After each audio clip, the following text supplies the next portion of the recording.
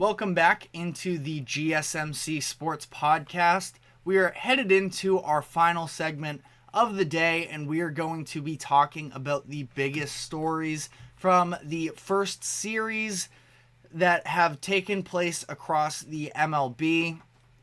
I want to first dive into some of the teams, just give some brief thoughts on the organizations that are undefeated to start the year. There are 4 teams that are at that mark. It is the Yankees, the Pirates, the Tigers, also pretty surprising, and the Brewers. So, sort of in that order here, the Yankees the sweep of the Astros was definitely a surprise to me, but what was not a surprise was sort of the stardom of Juan Soto in the beginning of his New York run here, where Soto has been one of the best players in baseball since he first came up in 2018, early in 2018, and he's just been a monster up to this point, has now bounced around a little bit. I know that his tenure in San Diego did not go quite as well as planned there, but he made his Yankees debut, as we talked about on a short last week. He was able to make the biggest play of at least that first game, and you can make an argument for the series as a whole, where he threw out Dubon at home plate for what would have been the tying run in the 9th inning, and showed off that it is not just his bat, but he can be a plus defender for them as well. But as far as being a bat, through his first 5 games, he has 9 hits, 1 home run, 4 RBIs, and has scored 2 runs himself.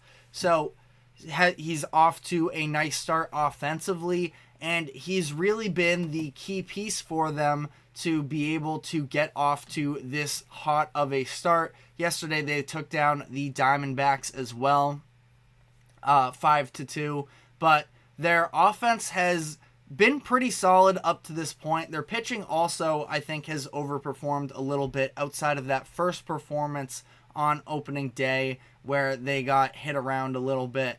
But their offense is going to very heavily lean, of course, on Aaron Judge and Juan Soto, and outside of that, can the others step up for them? Anthony Volpe has been solid up to this point for them as well. Alex Verdugo has keyed in some big time moments for them as well, and he's helped contribute for them. So all in all here, the Yankees, I did not pick them as a playoff team because of their lack of depth. Now, I wouldn't say that I didn't pick them because I am a Red Sox fan, but I also am a Red Sox fan, so I didn't give them the benefit of the doubt, you can make the argument. But either way, I think the Yankees are going to be in contention. It's going to be a matter of how much can the supporting pieces help contribute to their key players,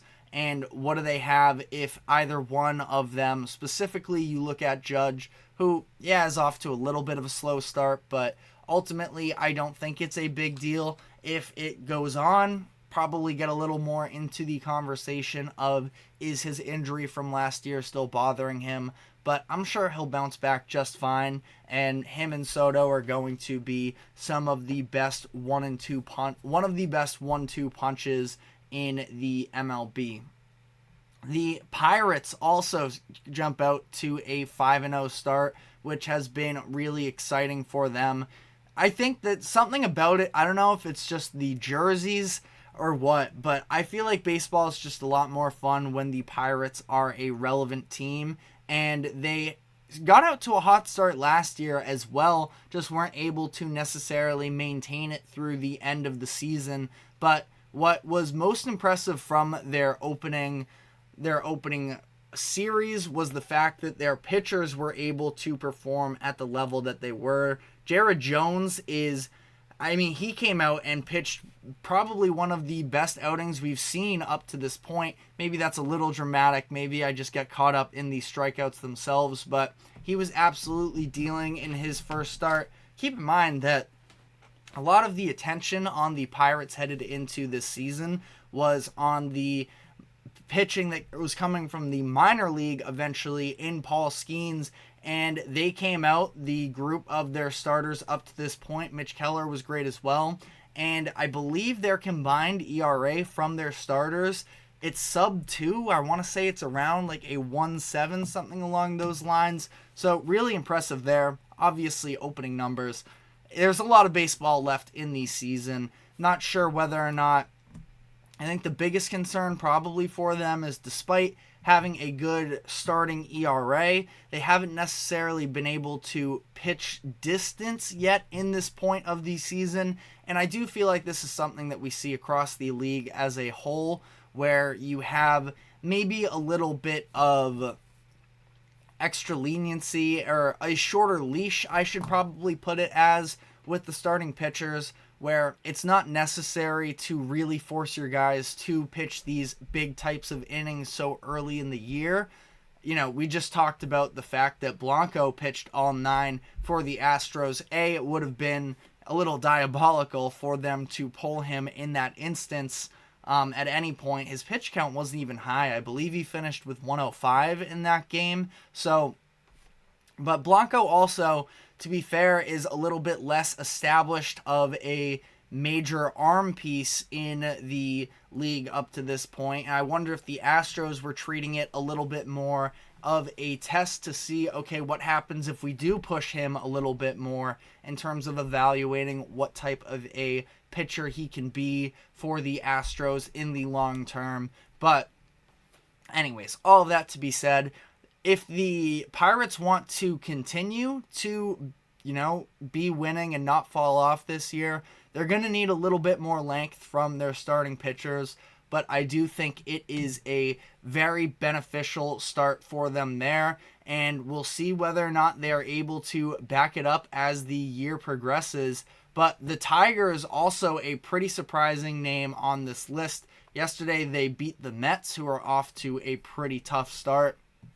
The Tigers also played the White Sox, who, like we sort of talked about in the last segment, White Sox are not the toughest of competition, really, when you look at them as a whole, but definitely a solid start for them.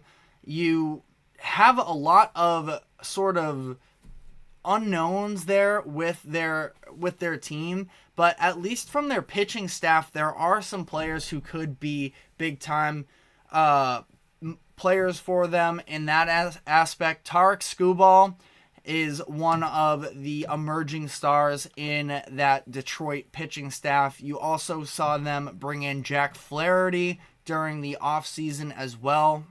You wonder whether or not, in a wide open division, really, in the AL Central, I had a hard time picking who I had coming out of this division, but really all options are on the table here between them, the Twins, and the Guardians. If you want to get really crazy, maybe you can go with the Royals, who are expected to take a step in the right direction this year.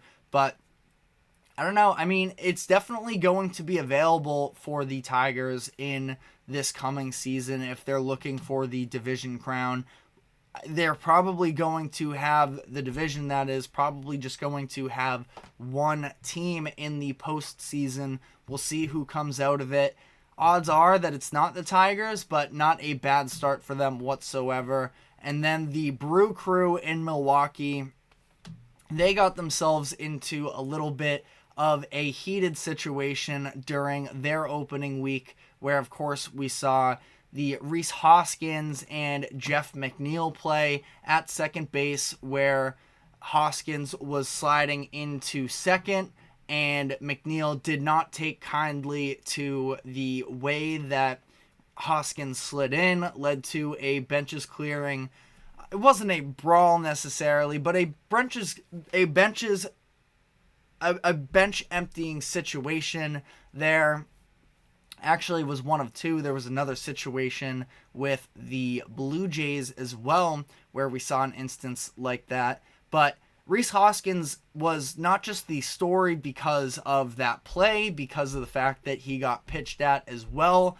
the following day, I should say, but he's been a big addition for them up to this point and could absolutely be in contention for the comeback player of the year.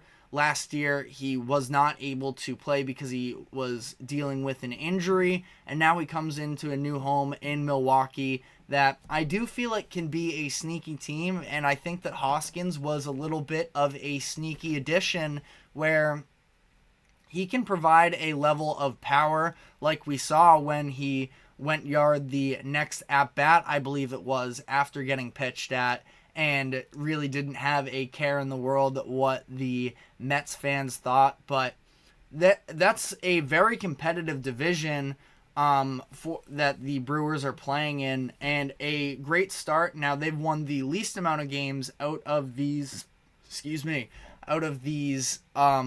that have started out undefeated.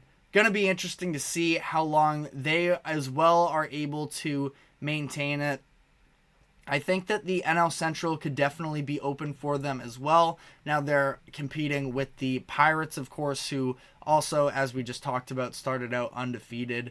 A lot of people were high on the Cubs coming into this year and some mixed opinions on the Cardinals. The Reds are off to a solid start as well. So all in all, just going to be very interesting to see how these divisions shake out and what they are able to do going forward here. Other than that, I guess my only other big-time thought would be with the Dodgers and the fact that their starting rotation has been really encouraging if you are a Dodgers fan, where obviously Yamamoto is the big-time name, and you bring in Shohei Ohtani as well. That really steals a lot of the attention.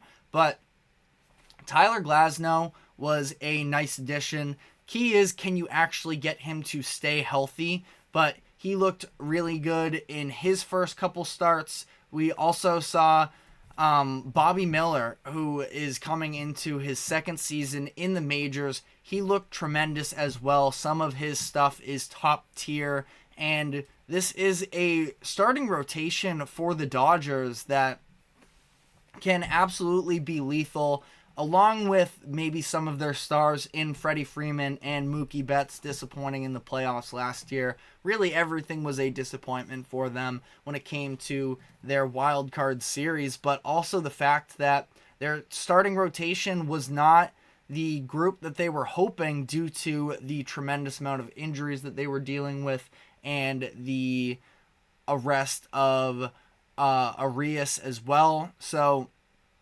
now we look at this new rotation, and I do think that they are primed to potentially make a run here. Again, got to make sure that everybody actually makes it to October for that to be the case, but it is a very encouraging start for the Dodgers in this situation. There were also, I saw on Twitter as well that Ohtani is potentially looking at pitching lefty and being able to pitch with his left hand for the possibility of coming in certain instances and being a shutdown guy for them. If he finds a way to be able to pull that off, there might not be a more talented, skilled player. There probably isn't already with the pitching-hitting combination of Ohtani anyways, but if he finds a way to pitch with his left hand and is good with that, I don't think that the MLB would ever be able to find somebody as talented as him. But obviously, all good things are supposed to come to an end, so we'll see whether or not that actually holds up. And I'm curious to see if anybody is ever going to replicate what Ohtani has been able to put out on the diamond these past few years. But that is all we have time for today. Thank you very much for tuning in. Thank you to the GSMC Sports Network for allowing us to host this show. Just a reminder to like, follow, subscribe wherever you keep up with us. And we will be back tomorrow afternoon at 2 o'clock Eastern, same time as always. And we will see you then.